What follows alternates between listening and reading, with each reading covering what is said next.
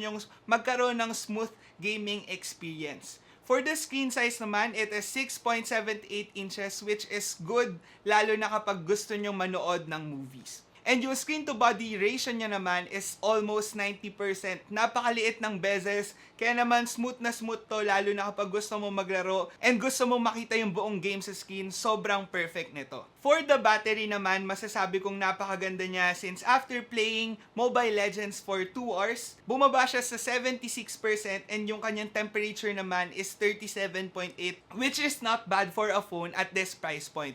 Masasabi ko rin na nagkaroon ako ng smooth gaming experience and wala rin naman siyang thermal throttle or walang problem sa pag-init ng phone. And for its charging naman, ang comment ko is that hindi siya sobrang bilis, hindi rin naman siya sobrang bagal at its price point since umabot tayo ng 1 hour and 5 minutes para makapag full charge. Actually, fast charging naman siya, medyo bumagal lang nung nag 90% na